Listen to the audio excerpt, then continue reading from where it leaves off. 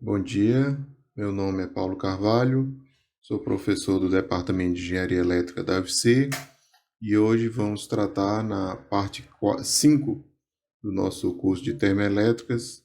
Vamos falar sobre os impactos ambientais do uso dessa tecnologia. Sobre a questão ambiental, vamos aqui inicialmente uma definição de uma palavra muito encontrada na mídia, a gente ouve muito, que é a definição de sustentabilidade, né? Então nós temos aqui as palavras de Leonardo Boff, um pensador sobre essa questão ambiental e outros temas. Então, e eu foco aqui a questão do direito das gerações futuras, né, de usarem o planeta como ideia central, garantir esse direito para o futuro. Bom, as termoelétricas elas são caracterizadas por uma série de impactos, né, ao meio ambiente, à saúde humana, e vamos dividir em tópicos. Inicialmente, um tópico que também é muito citado na imprensa, muito recorrente na mídia, são as emissões de gases do efeito estufa, né? Então, essas emissões, elas subproduto, né, da geração nas termoelétricas, e esses gases eles contribuem para um aumento de temperatura média do planeta, que tem inúmeras implicações. Então, vamos ver um pouco como, usando os dados aqui da Agência Internacional de Energia, como as emissões de gases do efeito estufa se desenvolveram entre 1973 e 2017. 1973, nós já sabemos, o ano da crise do petróleo, é usado como um divisor de águas, né, o ponto zero aí para as mudanças que vêm ocorrendo no setor energético mundial. Então, aqui inicialmente a participação de cada combustível. Observamos que em 73 o carvão era responsável por aproximadamente 36% das emissões. Petróleo e seus derivados eram responsáveis mais ou menos pela metade, 50%. Gás natural, 14,5%. Então, esses três eram os responsáveis pelas emissões de 1973. Pulando aí várias décadas, chegamos a 2017, o carvão passa a ser o principal emissor, 44% das emissões. O petróleo fica em segundo lugar, petróleo e seus derivados, com 34%. Gás natural em torno de 21%. Então, esse desenvolvimento a gente entende que, obviamente, a partir da crise do petróleo, o petróleo e derivados passam a ser usados praticamente apenas no setor de transporte, e a sua participação percentual, consequentemente, se reduz, e o carvão passa a ser o principal combustível, a principal fonte de energia para acionamento de termoelétricas a nível mundial, e a gente vê aí com essa contribuição de 44% das emissões. Destaco aqui também o crescimento, né, das emissões, apesar de todas as políticas que vêm sendo feitas. 73 eram 15.460 megatoneladas de CO2, e vemos aí em 2017 mais do que o dobro, né, 32.840 megatoneladas de CO2. Vendo como isso se situa a nível de países, né, de emissores, então vemos que em 73, 2/3 é a OECD, que é a organização que reúne os países capitalistas centrais, e a grande mudança em 2017, obviamente como esperado, é a participação da China, né, que em 73 era apenas 6%, vai chegar em 2017 com 28%, quer dizer, mais do que 4 vezes a sua participação e, consequentemente, o encolhimento aí da OECD. Então, OECD, primeiro com 35%, em segundo, China com 28%.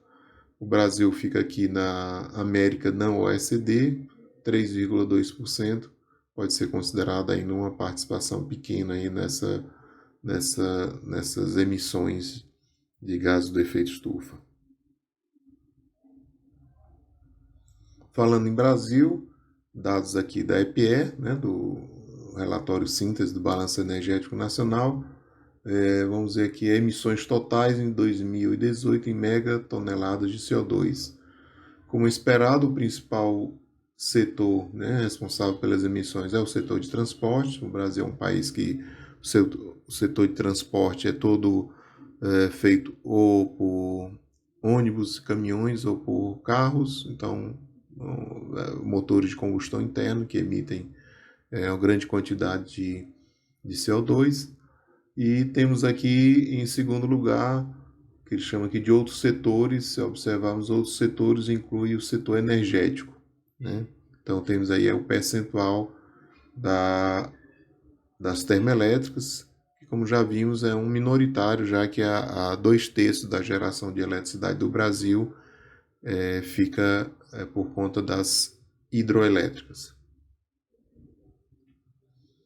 Só para a gente ter essa visão mundial, emissões de CO2 per capita, verificamos que o Brasil, exatamente devido à característica, ao forte papel das hidrelétricas, tem uma posição confortável, né? Como diz aqui o texto, cada brasileiro emite em média 7,5 vezes menos que um habitante dos Estados Unidos e 3 vezes menos do que um europeu chinês. Então temos aí na frente, com bastante folga, os Estados Unidos, cada habitante emite emissões de CO2, temos 15 toneladas de CO2 por habitante, e o Brasil é um número bem inferior, apenas em torno de 2 toneladas de CO2 por habitante.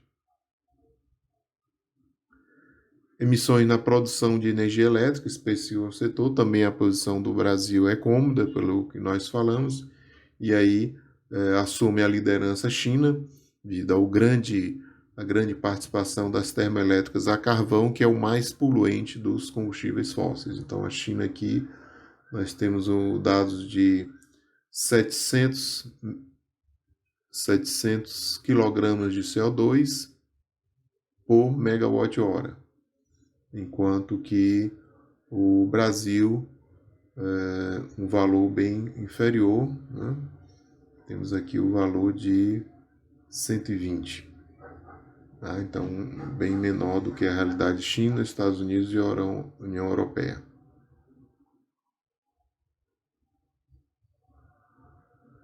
Comparando as diversas fontes, temos aqui esses dados aqui do artigo de Moreira et al., 2015, em que, entre outros objetivos, ele apresenta uma comparação das emissões de carbono equivalente, né? A unidade aqui é quilograma de carbono equivalente por megawatt-hora,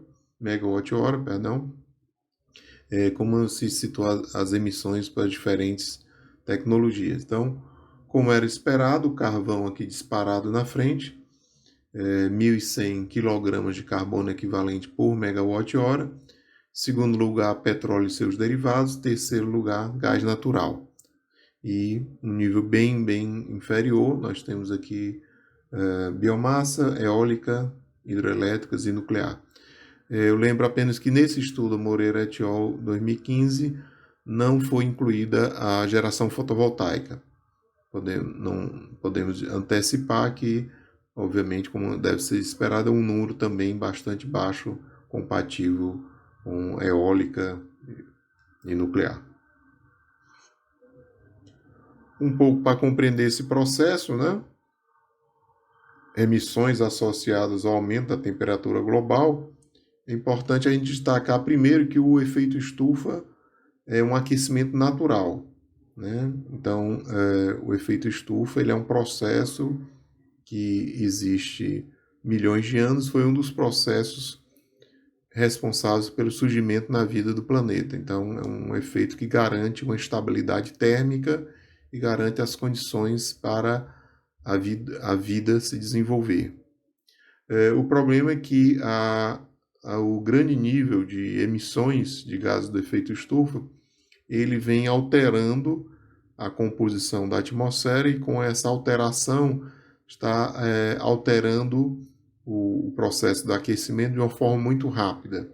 Então, o problema todo é o ritmo das alterações climáticas, que faz com que grande parte dos ecossistemas não consiga se adaptar, não tenha tempo para que as espécies se adaptem a essas mudanças bruscas de temperatura, mudanças bruscas de clima.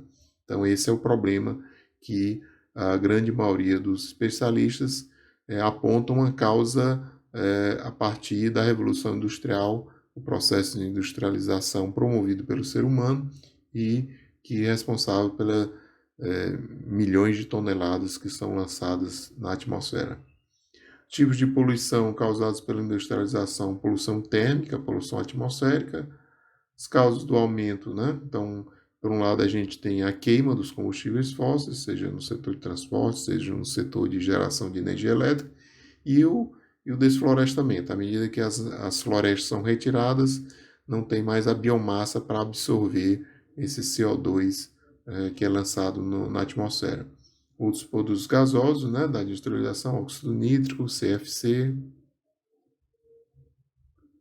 Bom, aqui nós temos uma relação para entender um pouco como se dá esse equilíbrio térmico, né? Nós temos aqui a primeira relação que nos fornece a potência absorvida pela Terra a partir do Sol. Então, R é a refletividade, chamada luz da Terra, né? A refletividade da Terra. R é o raio da Terra. S é a constante solar. Vejam a unidade, watts por metro quadrado. Então, a potência que chega no topo da atmosfera da Terra por metro quadrado. E a potência irradiada é dada por essa segunda equação. E representa a emissividade, né, que está associada à composição da superfície do corpo emissor. Sigma é uma constante e T de T é essa temperatura superficial da Terra. No momento que elas são igualadas, eu chego à equação que fornece a temperatura superficial da Terra, logicamente, que é influenciada pela composição dos gases, né, que estão presentes na atmosfera. Então, se eu altero essa composição, logicamente eu estou alterando a temperatura superficial da Terra.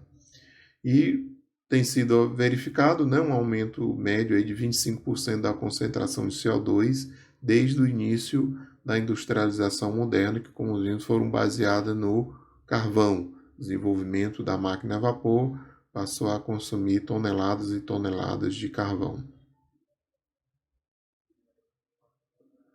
Alguns conceitos básicos, né? Fontes de gases de efeito estufa, atividade do setor que contribui para as emissões. Sumidouro é o componente que atua como um reservatório, né? Então, os exemplos mais imediatos são a atmosfera, os oceanos, a biomassa, eles funcionam como locais de reservatório, né? Funcionam como reservatórios do gás. Emissão líquida, fonte menos sumidouro. E a contribuição dos gases para o aquecimento, nós temos vários componentes, né? Por isso chamam gases de efeito estufa, o principal CO2, seguido aqui pelo metano. Aqui um gráfico interessante da Hadley Center, né? Em que nós temos aqui a anomalia da temperatura média global. Então, vejam aqui nesse gráfico, nós temos no eixo X os anos, 1850 até 2019. No eixo vertical, as temperaturas elas estão relativas à média entre 1960 e 1980, observando então entre 1960 e 1980 é tomado como referência. Temos aí 0 grau. Observamos então que, considerando esse período de 1960 a 1980, 100 anos antes, mais ou menos, as temperaturas estavam aí 0,4 graus abaixo. E observamos que de 80 para 2020, um período relativamente curto, 40 anos, as temperaturas já estão 0,8 graus acima. Então fica evidente, né, no gráfico o que nós comentamos, o aceleramento do processo de aquecimento que, segundo a quase totalidade dos especialistas, está relacionada à atividade humana, a relatividade ao processo de industrialização moderna. Existem previsões de todas as ordens, né? Então, sobre esses rumos, logicamente, as mudanças não vão ocorrer do dia para a noite. Algumas mudanças levam várias décadas, alguns séculos, mas isso está num nível muito mais rápido do que a história do planeta registra. Então, por exemplo, alguns apontam temperatura no planeta poderão elevar-se até 9 graus no final do século 23. Em 2030, o nível de carbono poderá chegar ao dobro do que era antes da Revolução Industrial. O ritmo de aumento da temperatura já está hoje em 3% por século. E um dos mais fortes, que eu acredito, que é da extremamente conceituada revista Nature, né, que em apenas 50 anos até um terço das espécies que vivem no planeta terá sumido por causa das mudanças climáticas.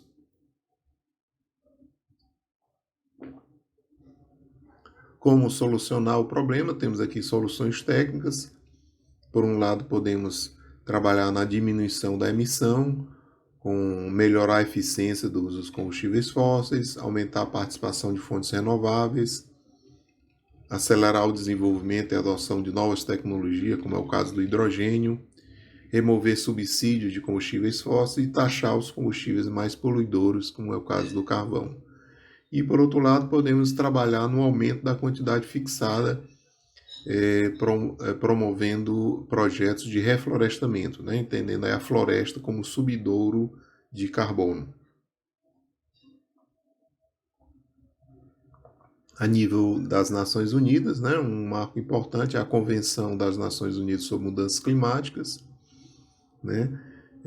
Em junho de 92, nas Conferências das Nações Unidas sobre Meio Ambiente e Desenvolvimento, foi no Rio de Janeiro, a convenção foi assinada por 155 países, entrando em vigor em 21 de março de 1994.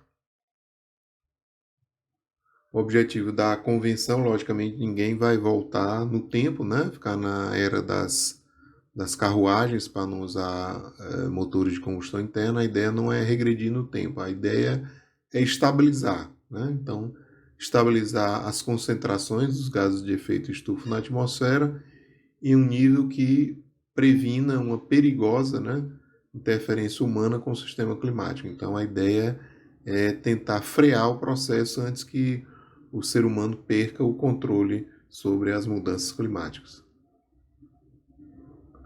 Uma das maneiras, estratégias bastante citada é o mecanismo de desenvolvimento limpo, particularmente interessante para países como o Brasil.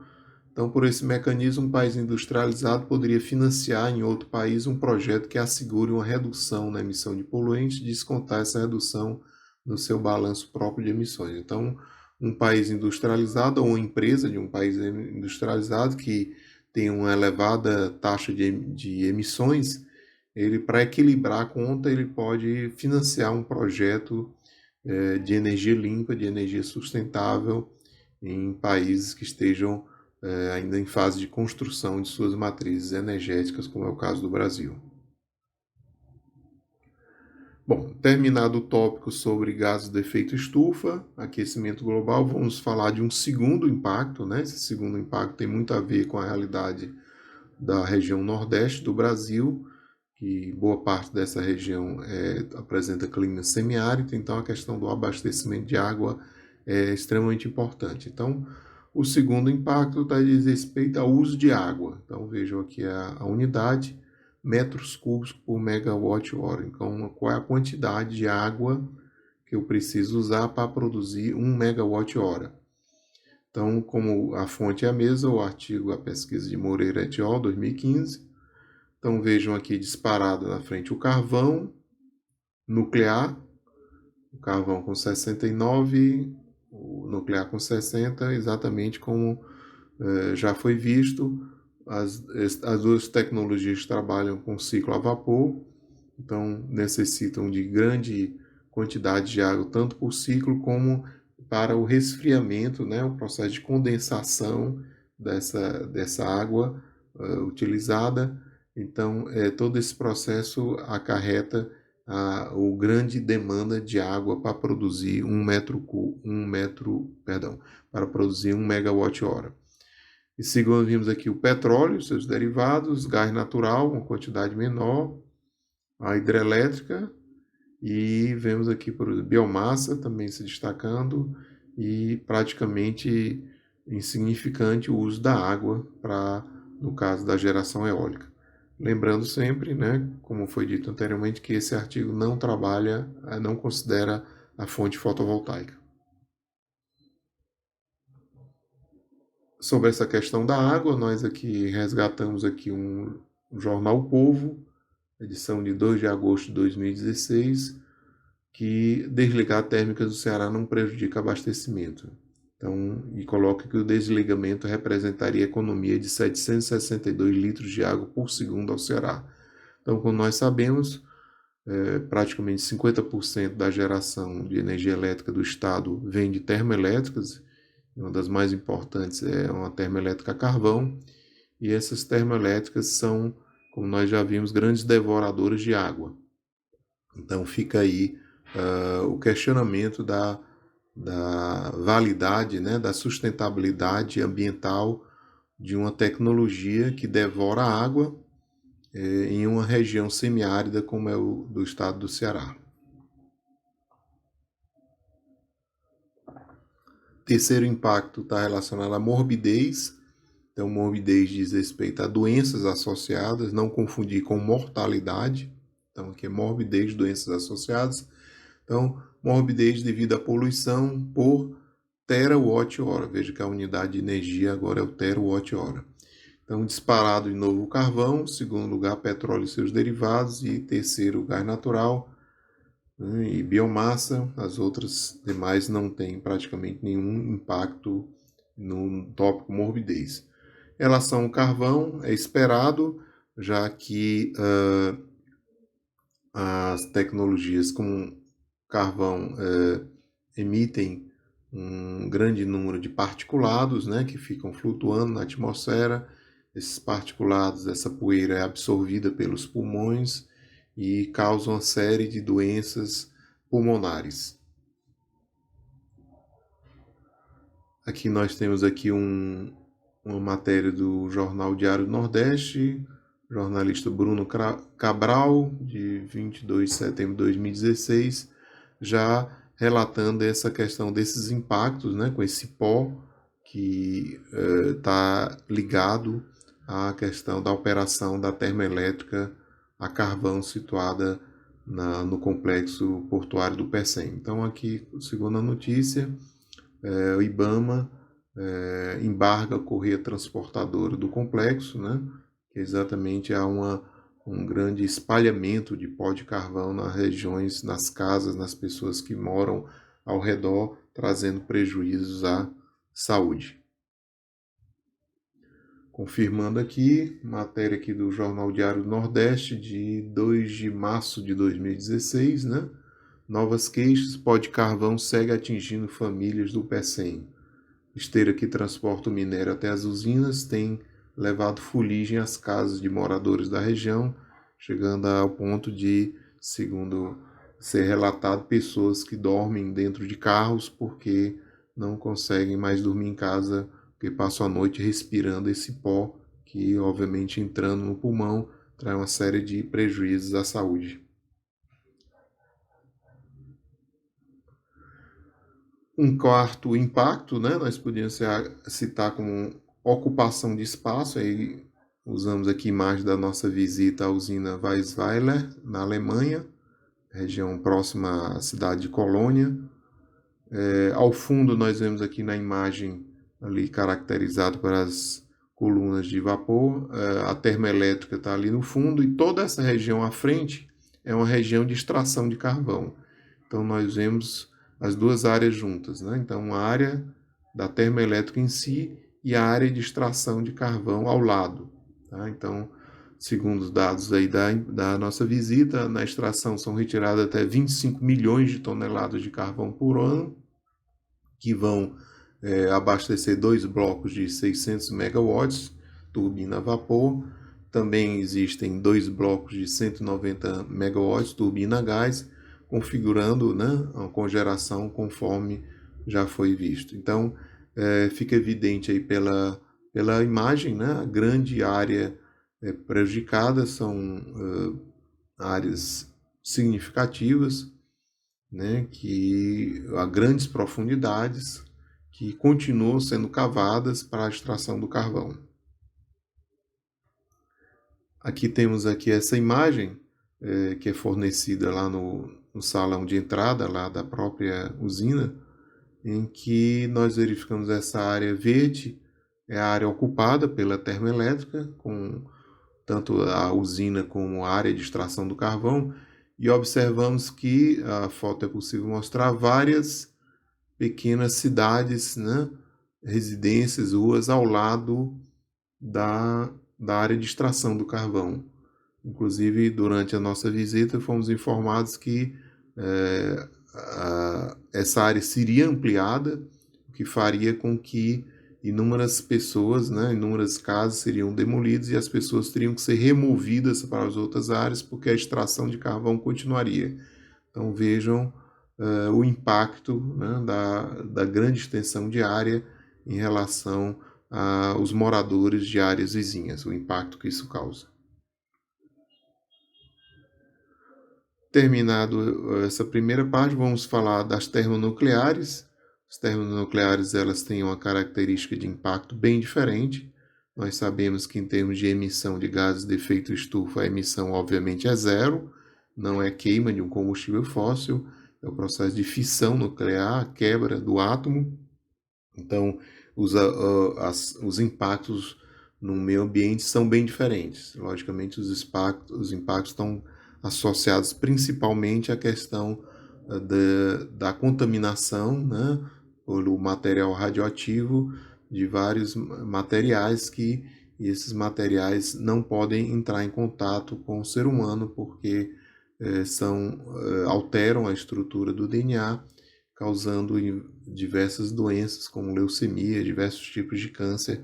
Então, a grande preocupação é que os materiais contaminados não entrem em contato direto com o ser humano. Então, esse é o principal impacto que está relacionado com as termonucleares. Em termos de histórico, nos últimos anos já foram registrados casos extremos, né, de acidentes. Então, só fazendo um histórico desse processo, o mais famoso ocorreu em Chernobyl, 25 de abril de 1986, na Ucrânia, fazia parte na época da União Soviética. Aqui à esquerda temos a foto, né, quando o reator explodiu devido a um erro de operação, houve um superaquecimento que fez com que toda a estrutura explodisse. E aqui temos uma foto da época tirada de helicóptero, mostrando o teto desabado e todo o material radioativo sendo lançado para a atmosfera, e assim ficou durante vários dias, espalhando nuvens, né, de radioatividade por boa parte da Europa. Foi feito inicialmente um sarcófago, né, uma estrutura de concreto para fechar o teto da usina, que nós vemos aqui nessa foto menor, mas como foi uma solução de emergência, ela poucos anos depois começou a apresentar rachaduras, que obviamente facilitavam a contaminação radioativa. Então foi necessário um segundo projeto, que nós estamos vendo na foto aqui embaixo, nova estrutura para confinar o reator 4, inaugurado em 2016 a um custo de mais de 810 milhões de euros. Né? Então o custo é impressionante, e mesmo os especialistas dizem que essa nova estrutura irá durar em torno de 100 anos. Ao final de 100 anos vai ser necessário construir uma nova estrutura. Então, a gente vendo números tão gigantescos de despesas, de custos para a saúde humana, custos, pessoas que morreram, custos financeiros para reparar esse dano, a gente questiona a viabilidade do desenvolvimento, de um mau uso dessa tecnologia. O segundo acidente também famoso, né, foi mais recente, foi no dia 11 de março de 2011, na usina nuclear de Fukushima, no Japão. Como aqui a mostra aqui figura, houve um tsunami, né, um terremoto com foco no mar. As ondas invadiram danificaram todas as estruturas de bombeamento, a planta não foi mais refrigerada e o mesmo processo, né? Superaquecimento explodiu, espalhando material radioativo pelas redondezas, foram criadas zonas, como pode ver, se vê aqui pelo mapa, zonas de proteção, zonas nas quais são proibidas o acesso de pessoas, e é um processo que continua até hoje, com contaminação de água, contaminação de terras, e a um custo extremamente elevado também. Uma coisa que pode ser pensada é que, logicamente, é que tanto Chernobyl como Fukushima são casos extremos, mas a própria operação normal de usinas nucleares ela tem impactos, então não precisa chegar a casos extremos como esses dois mencionados. A própria operação normal já tem consequências de risco para a saúde humana. E essas consequências estão relacionadas a um conceito importante que se chama meia-vida, né? Definição que a gente encontra: meia-vida é o tempo necessário para desintegrar metade da massa de um isótopo, dependendo do grau de instabilidade do radioisótopo, ou seja, meia-vida é o tempo para que metade, né, desse potencial danoso seja reduzido. O problema é que, enquanto alguns materiais têm meia-vida na ordem de segundos, certos materiais, como o urânio 238, que é um dos mais utilizados, a meia-vida, esse número aqui fantástico, né? 5 bilhões de anos, que é aproximadamente a idade do planeta Terra. Então, obviamente, fica inviável, né, um planejamento para que, considerando a meia-vida muito superior à existência, por exemplo, do Homo sapiens, que é em torno de 200 mil anos.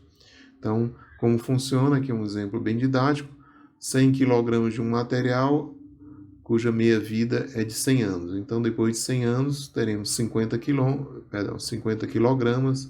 mais 100 anos, 25, e assim por diante. Então, podemos ter, portanto, uma ideia, né, do tempo extremamente elevado que é necessário, muito além de uma vida humana, o tempo extremamente elevado que é necessário para que esses materiais percam sua capacidade de dano à saúde humana. Então, esse aqui é um grande problema, né? Como eu falei anteriormente, não precisa ocorrer tragédias gigantescas, a própria operação implica, e em relação a isso, veja aqui, por exemplo, essa imagem do locais utilizados nos Estados Unidos para armazenamento de resíduos nucleares, né? Então a gente pega aqui o exemplo dos Estados Unidos, que é um país que tem uma participação significativa de usinas nucleares. Então veja a quantidade de locais que tem que ser muitas vezes cavados quilômetros dentro de montanhas para poder abrigar o resíduo nuclear. Então a gente pode imaginar, né? Podemos imaginar que o nível de despesas, os custos envolvidos apenas para abrigar, armazenar resíduos nucleares que vão permanecer muitas vezes por milhões de anos, com potencial de grave risco à saúde humana. Concluindo aqui as nossas referências, né? O nosso livro básico, Geração de Energia Elétrica Fundamentos, Agência Internacional de Energia, EPE, sites associados aqui à questão das mudanças climáticas, nosso artigo Moreira et al., 2015, jornais, as fotos são do autor, exceto quando indicada a fonte. Obrigado.